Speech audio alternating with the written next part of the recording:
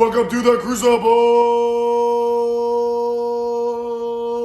And that's what it says right there behind us. It's Friday. It's Crucible TV time. How is everybody doing? How you doing, Coach Ryan? You doing good? I'm doing good, man. I'm enjoying this intro. I'm digging that intro. I like it. I like the energy. I like that you weren't too excited, but you weren't too no. I like the energy, baby. Keep it going. It must be that get your mind right hoodie you got on there. Shout out TD out there out in San Diego. Got my hoodie on. Let's go.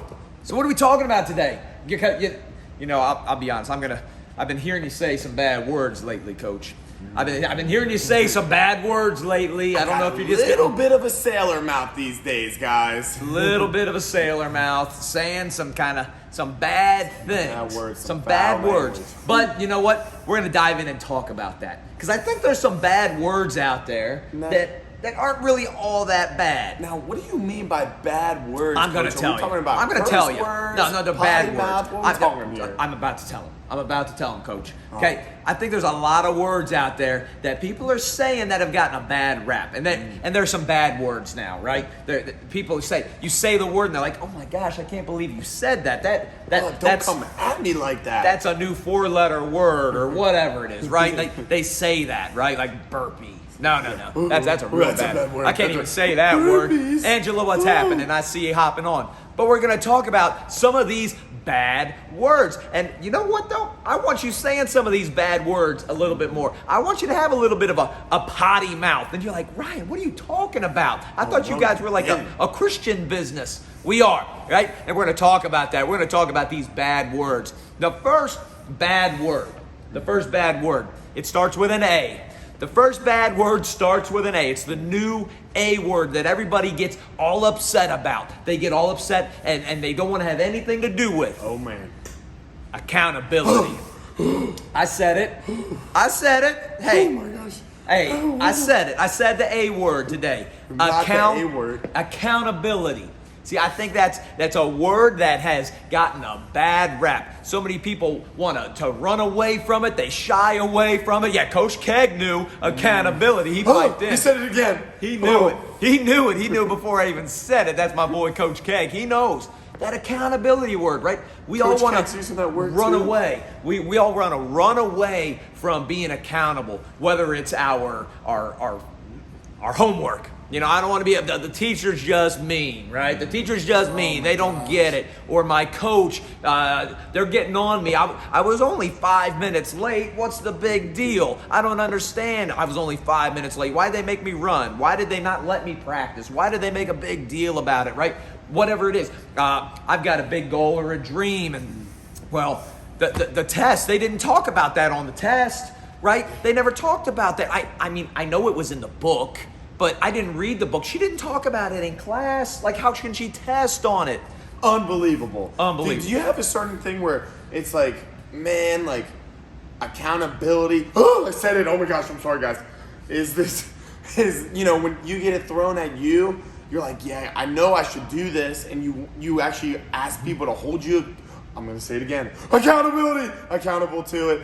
But then it's like as soon as they start holding you accountable to it, you get kind of like triggered and upset. And it doesn't feel good, right? It doesn't feel good because when you're being held accountable, right, there's that emotional response. There's that emotional response that says, man, maybe I didn't live up to the thing that I was supposed to do or I said I was going to do, and like we don't feel good. But again, remember when we grow, we get better doing the tough stuff. We get better doing the challenging stuff. And sometimes we need somebody to hold us accountable, and being upset or not feeling good is a byproduct of it. And that's not a bad thing.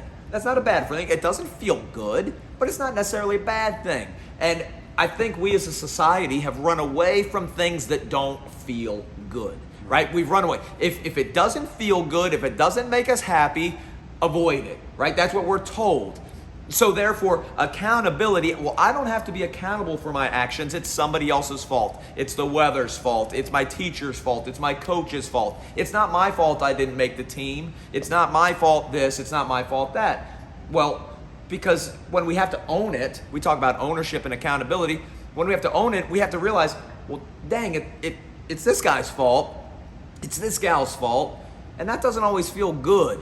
So we want to challenge you, though. We want to challenge you to take ownership, take accountability over more in your life. Don't leave it up to somebody else's chance, right? So that way, when you win the state championship, shout out Brunswick Soccer, right? When you win, you can also say, you know what? I own that too because I worked my booty off. I worked hard in the offseason.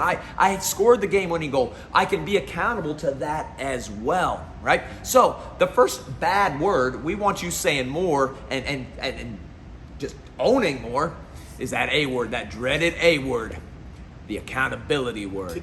Can I tell you something about this word too, this bad word, accountability? I was looking at some of the championship teams in different sports, whether it's Alabama football or New England Patriots, talking dynasty teams. And a lot of them say one of the pillars of their program or their organization, one of those pillars, one of those key words is accountability. It's a big thing because think about it. Do you like playing on a team where everybody points the finger at each other and goes, "Meh"? Do you like being in part of a group of friends like that? Probably not, you know? And I think something that we try to do a good job over here at Crucible is hold each other accountable. Yep. I can't tell you how many times Ryan's held me accountable to something. I told him, hey, big thing I want to work on is being organized and taking care of my stuff better. And he'll do it. And guys, guess what? Sometimes I have that emotional response where I want to be like, but I know I immediately shine a light on that response and say, hey, that's my emotions talking. My man's trying to help me get better. This is what it takes to win at the next level. And then we take action on it. You know what I mean? So good. So good. And that a lot of times we need a friend, we need somebody, a mentor, somebody like that to hold us accountable. And it doesn't always feel good. Hardly does it ever feel good. But that's where we have to put that lens and that scope on us that says, you know what, this is meant to help me grow. This is one of those uncomfortable moments that's meant to help me grow. And the sooner we take accountability for the wins and the losses and the shortcomings, the sooner we can take accountability for those, we can begin making changes. We can begin to take steps into correcting or getting better or whatever it is. So and that's an immense amount of growth right there to be able to do that. That's a lot of tough. growth. That's growing up. It's going to take the next bad word. It's going to take the next bad word. Hey, Kelsey, I see you happen. What's happening in here? Ethan. Oh, man, we got Danielle in here. Coach Keg, let's go. So it's going to take the second bad word. The second bad word is the D word. No. Ooh, the D word. No, not yep. this one. Can't say the D word. We already got the A word. We got the D word. Discipline. Oh my God. Discipline is the next bad word that, again, society. Society doesn't want to use this word, whether it's being disciplined, right? Like, I have to come down on you because you were late, right? You were late to practice. Yep, sorry, you can't practice today because you weren't late. If the standard is, if you're not 10 minutes early, you're late. If that's the standard, whatever the standard is, if there's not a discipline behind that, right? If I'm not disciplining my daughter because she decided to smack my wife in the face because she didn't get chocolate milk, there's got to be a discipline to that, right? Or else we just run amok, right? We run amok. And you know what? Let's look around the world right now. We need a little bit more discipline in the world. We got people going crazy out there right now, and we could use a little bit more discipline. Now, I think on the other side, that personal discipline, exactly like what Jesse was talking about. When I hold him accountable, right, there's going to be that discipline side in him that says, I'm not going to respond emotionally. I'm going to react, or not going to react emotionally. I'm going to respond in a disciplined way that says, you know what? I have the right lens on. I need to do this. One of the things that we were just talking about in here, some of our shortcomings just with business, I was talking with my pops who holds me accountable on a lot of things and he said, what is it? What's the reason for the shortcoming? And I straight up said, I said, it's just a discipline thing. It's a discipline thing of not doing the thing I need to do when I need to do it, right? It might be something simple. It might be something easy, but it comes down to the discipline of doing it. And I think the biggest challenge with discipline, like the hardest thing about it, but the most freedom you get when you're able to accomplish it is having the discipline and not let your emotions make decisions. If you like think about this, like, man, emotions, feelings, like right now it's the holiday season and you might be trying to lose some weight. We gotta be disciplined. Man, I really feel like eating that chocolate chip cookie, right? You really feel like doing it. You really feel like eating that gingerbread cookie or that piece of pie. Or it's okay to treat yourself, but maybe going crazy and losing that discipline, and man, I just feel like eating all these, right? That's that, for example, that's an emotional decision right there. And the more you're able to start having those emotions come up and recognize them and say, wait, I'm not going to take action on them, it's just like when you strengthen muscles in the gym, you're strengthening that discipline muscle right there. And you're proving that you have what it takes to practice discipline right there.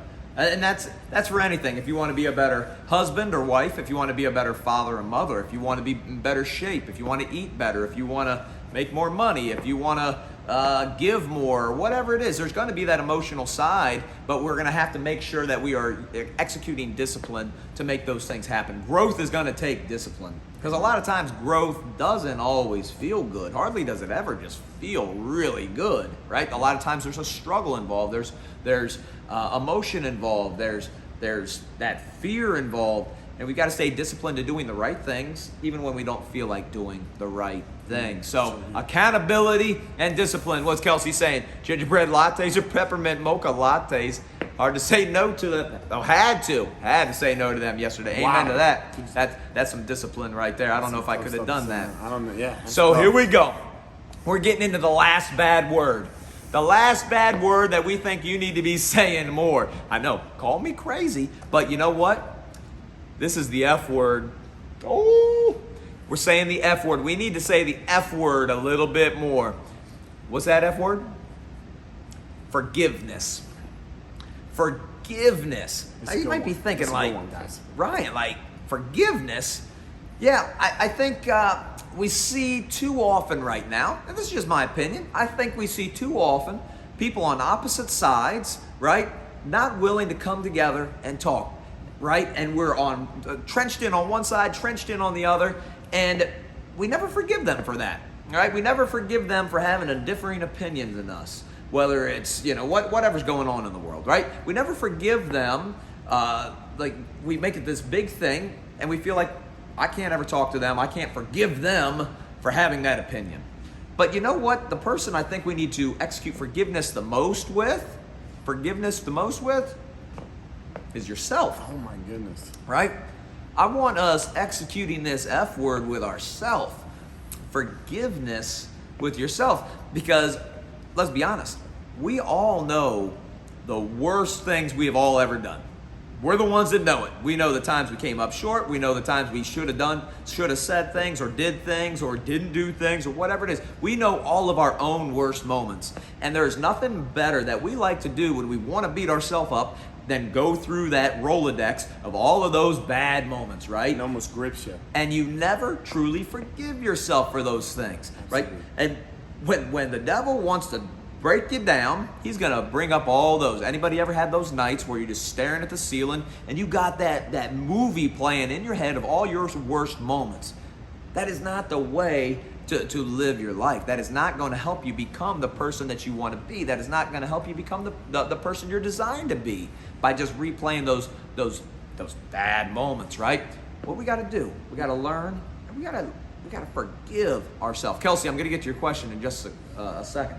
If we were to put, we always talk about performing and looking for competitive edges and things like that. But if you're to take your ability to forgive others and forgive yourself, if you're not forgiving others and forgiving yourself, I'm going to tell you this right now, that can actually affect your ability to perform well.